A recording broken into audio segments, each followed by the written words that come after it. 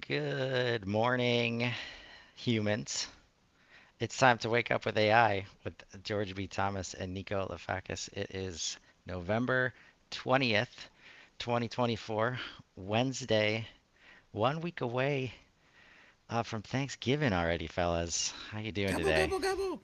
Chris, how are you doing today? We never asked that, by the way. How the heck are This you is the doing today? second time in maybe 30 Okay, episodes, so there I we go. There appreciate we go. that. I'm doing well, like everybody else. Man, the year is close to the end. So much has happened, probably in large part thanks to AI. So yeah, trying to keep up, but also enjoying the ride, of course.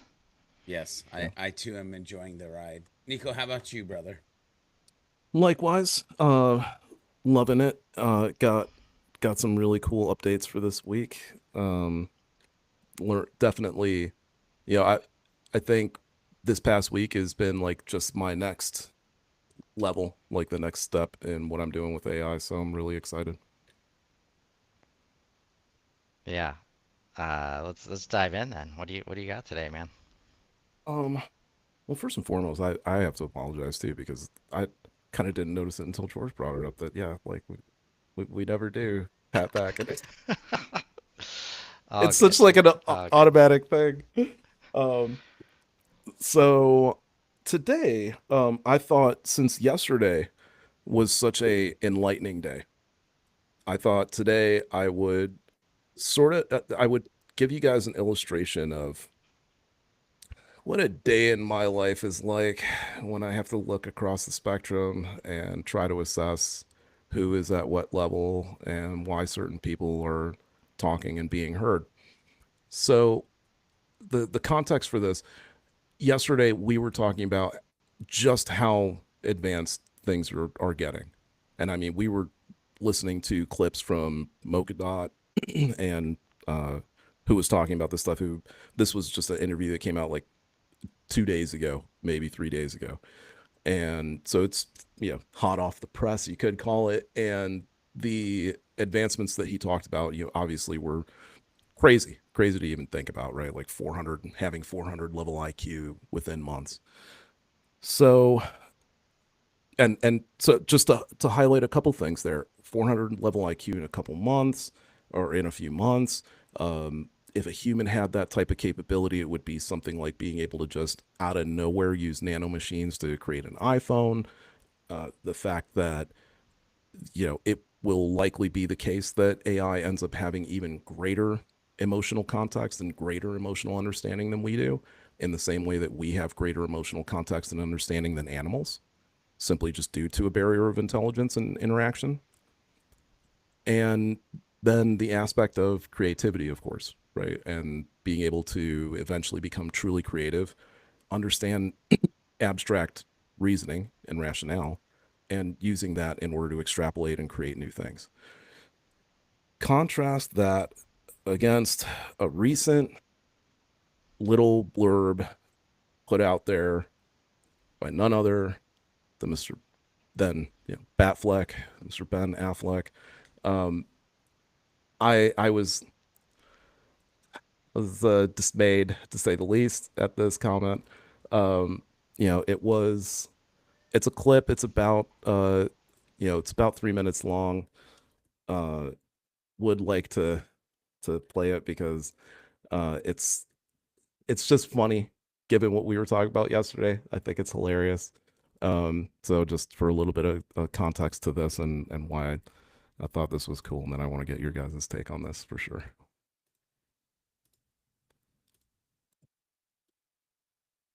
I want to, as we kind of wrap up here, I do want to come back to AI. Jerry, you mentioned it, but Ben, how did earlier? You guys weren't here. We did a demonstration. My colleague Andrew Sorkin and I recreated ourselves and our voices. How do you see it? I mean, is it a benefit or is it a real threat? Is it possible that a Netflix could say, we're going to do our own, James Bond thing out there with a bunch of actors that are completely recreated for this market or that market? A, that's not possible now. B, will it be possible in the future? Highly unlikely. C, movies that will be one of the last things if everything gets replaced to be replaced by AI. AI can write you excellent imitative verse that sounds Elizabethan. It cannot write you Shakespeare. The function of having 2 actors or 3 or 4 actors in a room and the taste to discern and construct that is something that currently entirely eludes AI's capability, and I think will for a meaningful period of time. What AI is going to do is going to disintermediate the more laborious, less creative, and more costly aspects of filmmaking that will allow costs to be brought down, that will lower the barrier to entry, that will allow more voices to be heard, that will make it easier for the people who want to make Good Will Huntings to go out and make it. Look, AI is a craftsman at best. Craftsmen can learn to, make stickly furniture by sitting down next to somebody and seeing what their technique is and imitating. That's how large video models, large language models basically work. A library of vectors of meaning and transformers that interpret it in context, right? But they're just cross-pollinating things that exist. Nothing new is created. Not yet. Yeah, not yet. And really, in order to do that, look, craftsman is knowing how to work. Art is knowing when to stop. And I think knowing when to stop is going to be a very difficult thing for AI to learn because it's taste. And also lack of consistency, lack of controls, lack of quality. AI for this world of generative video is going to do key things more. I wouldn't like to be in the visual effects business. They're in trouble because what costs a lot of money is now going to cost a lot less. And it's going to hammer that space, and it already is. And maybe it shouldn't take 1,000 people to render something, but it's not going to replace human beings making films. It may make your background more convincing. It can change the color of your shirt. It can fix mistakes that you've made. It can make it, you might be able to get 2 seasons of House of the Dragon in a year instead of 1. And if that happens, according to macroeconomics, in cultures where there are basically oligopolies competing, what should happen is with the same demand and the same spend is they should just make more shows, which should, you should have the same spend and now you can just watch more episodes. And eventually AI will allow you to ask for your own episode of Succession, where you could say, I'll pay $30 and can you make me a 45-minute episode where like Kendall gets the company and runs off and has an affair with Stewie. And it'll do it. And it'll be a little janky and a little bit weird, but it'll know their stats, it'll know those actors, and it will, remix it in effect, right. And it will do that. That's the value, in my view, long-term of AI for consumers, which is eventually my hope for AI is that it's an additional revenue stream that can replace DVD, which took 15 to 20% out of the economy of filmmaking, which is, and there should be negotiated rights and residual rights to say, if you want to, because what do people want to make 5-minute, 30-second TikTok videos where they look like the Avengers? Well, great. You can, just like you used to be able to buy your Iron Man costume at the store, you're going to buy your Iron Man pack and you and your buddies are going to look like Iron Man and Hawkeye, like, on Twitch. That's what's going to really happen. Oh my. Yeah. So is a long time from now, like a year? That's why I wanted to bring this up with you guys, because that's where my head is at, right? So like I get to wake up to that for whatever reason being like YouTube AI headline news. I mean, on like 5 of the channels, right? So it's like I gotta ignore it because of the fact in almost every case, they're all like actually commending Affleck for knowing like having some technical savvy, and in every single case I'm just like, but he's wrong. Well, sort of, right? You have to remember that it's funny because there's a couple of things that I want to talk about in this clip. Less about AI, more about humans, to be honest with you. Like when the clip first started, if you roll back, if you're watching this on Spotify or YouTube, if you roll back, Ben fundamentally looks pissed. Like the facial micro expressions, that he's even there to have this conversation. He looks uneasy or frustrated. Okay, so just go back and look at that. The other thing is he rattles it off so fast that my immediate like BS meter was, this has been practiced. This is not an off the cuff answer. There are no ums, no ahs, no pause to thinking. It's like this Shakespearean narrative that was created to be in that moment with those humans. And so then I'm like, well, like that doesn't feel real authentic to me. And while it sounds smart to most, like if you've been waking up with AI, you're like, wait a minute, dude. Like a week ago, we talked about a platform that could revolutionize anything related to like cartoon or Pixar or like, and if you think a while back, we talked about things where you can actually like make yourself be like you, and we've even talked about like imagine being with like Grandpa George or Grandpa Chris or Grandpa Nico. They're long gone, but you have the version. This stuff is right around the corner. So if a long time from now is like a year, and if by craftsman he means master craftsman, well then maybe okay. Which by the way, Ben, if you're watching this, I love you. I love your acting. I have to agree with Nico on this one. Like I I don't like that. It doesn't pass the GBT sniff test.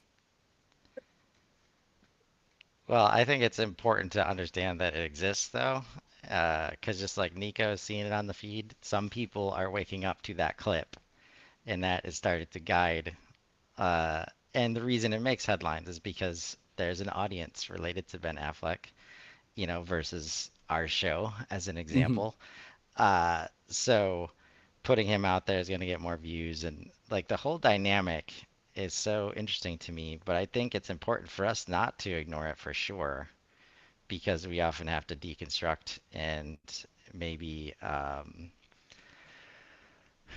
we have to manage that while we're trying to educate people and know that they might have seen that and that might have shaped some of their thoughts. And there's so many things like that happening right now in terms of, I don't want to say misinformation all the time, but as far as like the rehearsed nature of it, I'm sure like Screen Actors Guild and whatever communities are supporting actors are like, hey, you're about to get asked about AI in every single interview you do. Here's some talking points, right? Yeah. Now, it would be nice if that question wasn't always about replacement, Hmm. right? And Yeah. instead was framed as how is AI going to help? Because the whole second half of his answer was fabulous. Like, Right. yes, Yeah, the speed to yeah. creating like the two seasons instead of one. Like, Hmm. how is it gonna, like, if you keep everybody the same instead of worrying about replacing them, now we're just creating more awesome stuff.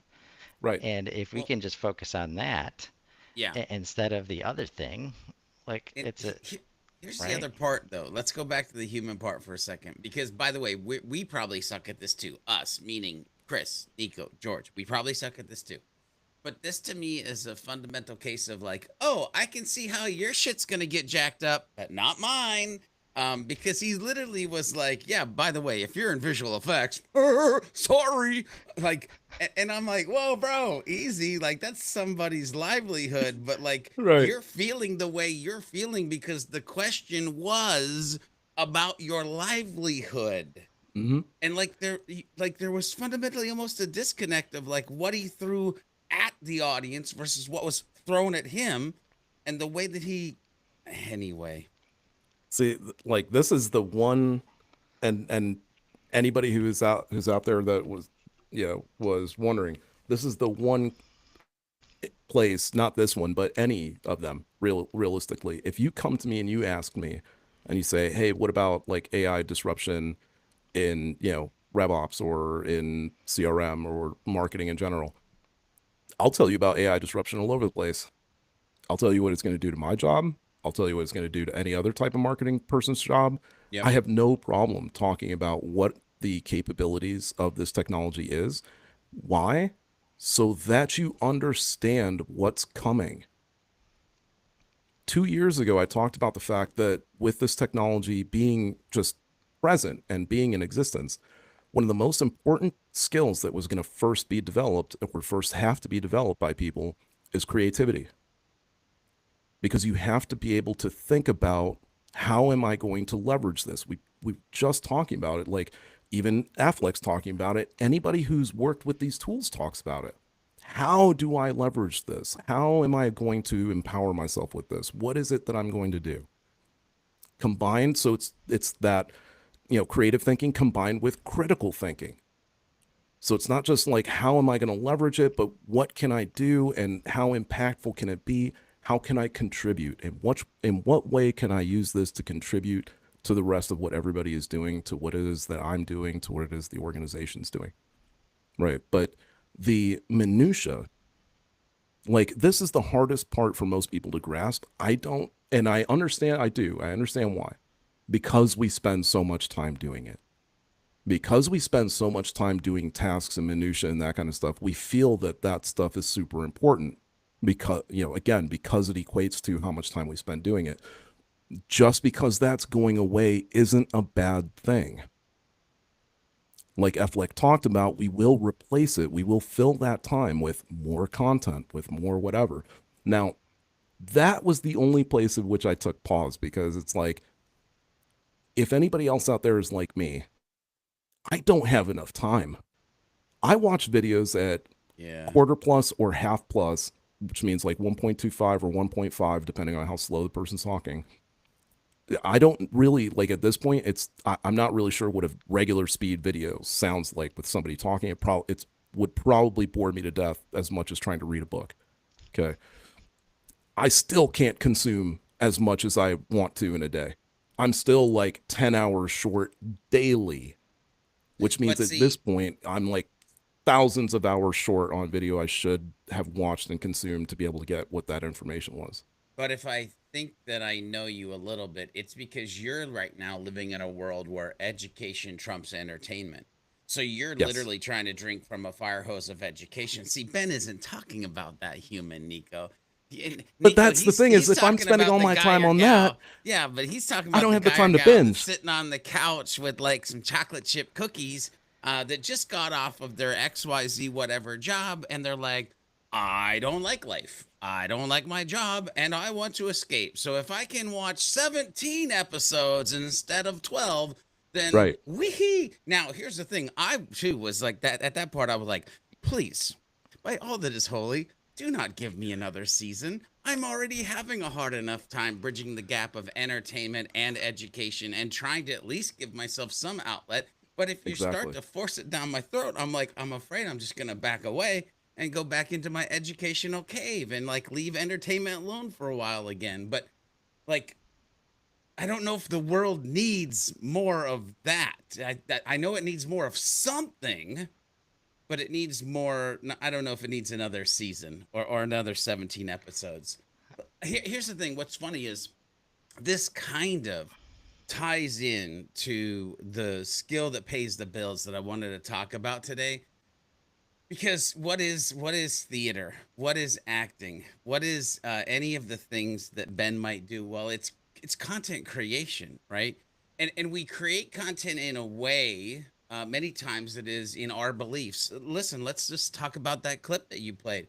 That might not have been the most inclusive clip possible, because there's a couple places where people you took pause. I took pause. There's probably other people that are taking pause. And so the skill that pays the bill today that I want to pay attention to is AI-driven inclusive content creation. Listen, in today's world, making sure that your content, especially as marketers, sales, business owners, resonates across diverse audiences, it's not just a nice to have, it's an essential part of how you need to show up as a business, how you need to show up to the world. And AI is a powerful tool to help ensure that language, visuals, messaging connect with people from all backgrounds and all perspectives, which I don't know if that clip of Ben did. Sorry, Ben, again, love you.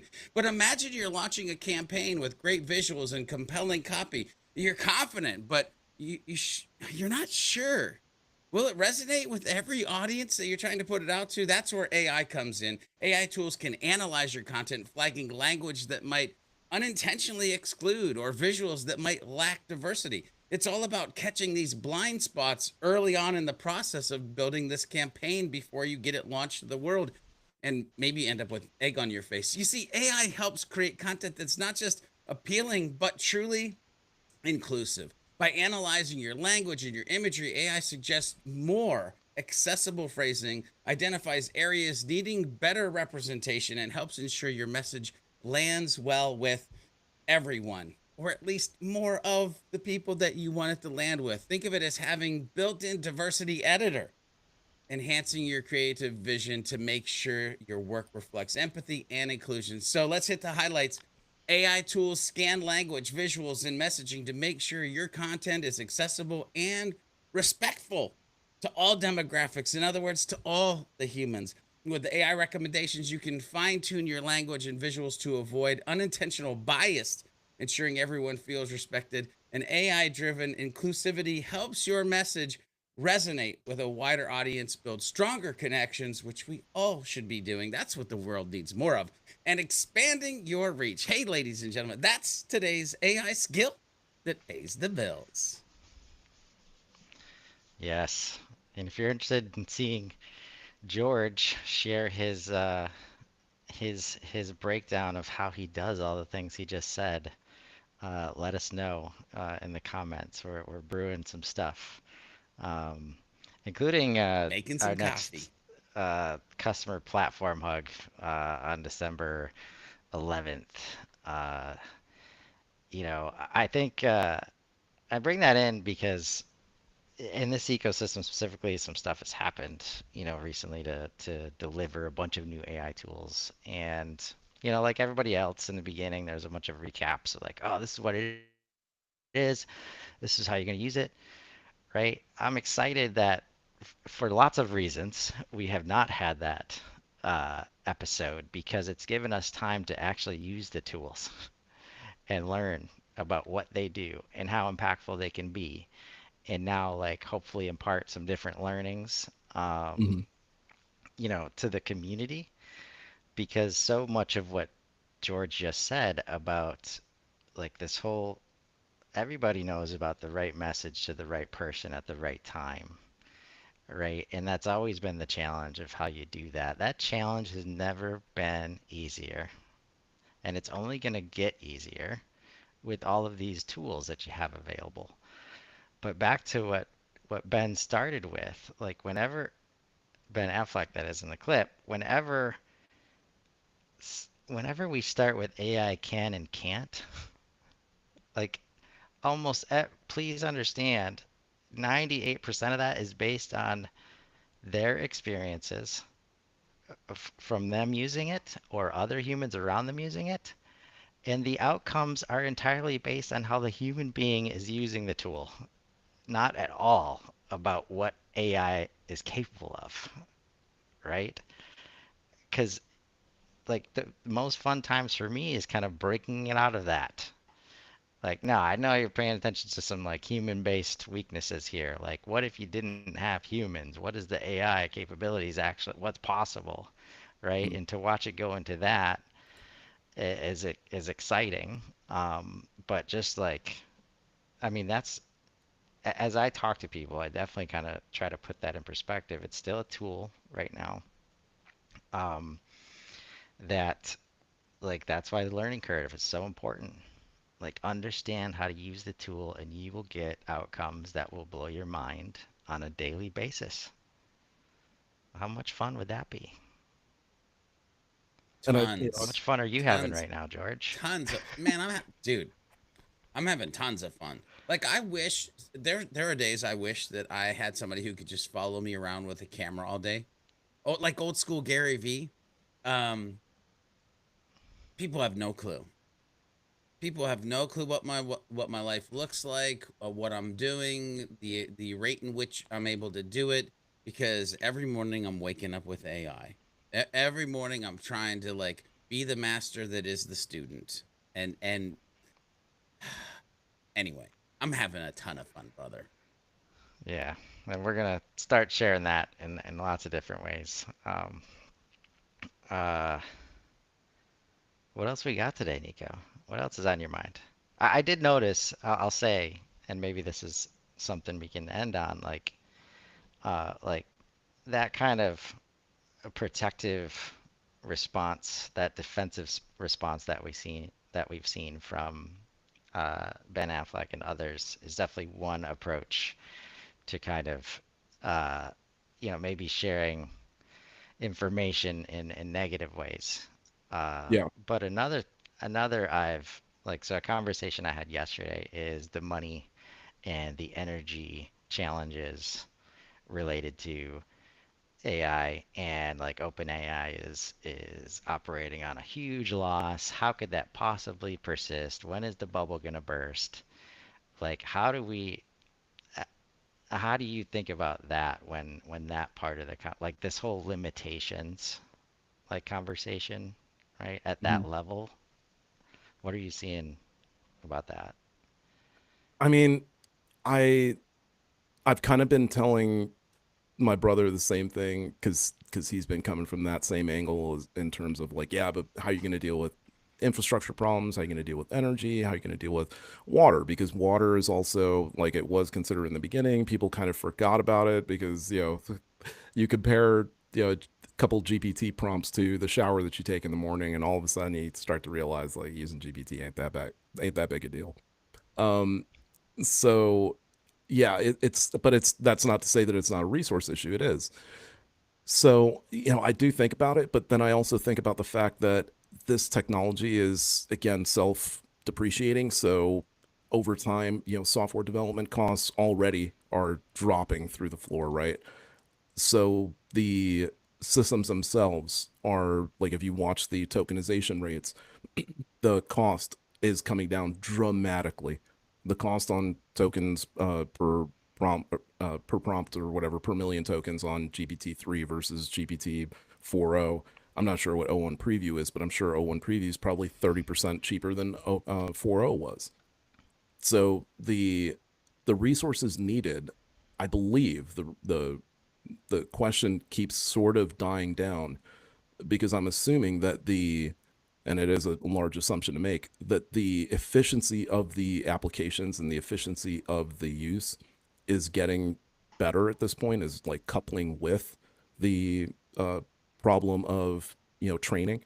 So, in other words, if O1 or Strawberry can stay where it is power consumption wise while changing test time training to increase its capability, then we're already getting over one energy hump, right? Of not having to increase in order to get increased performance.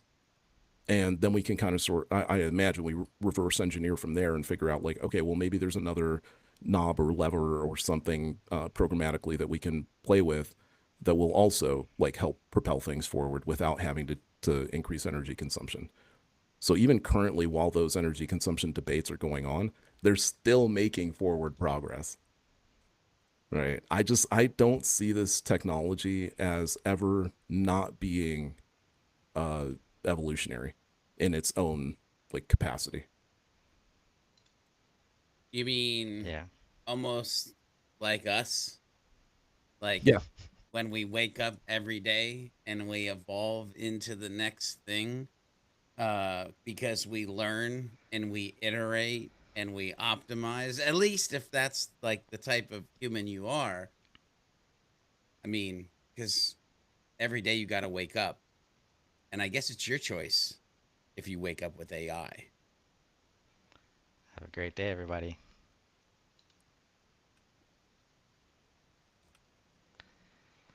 Oof, I'm glad that uploaded.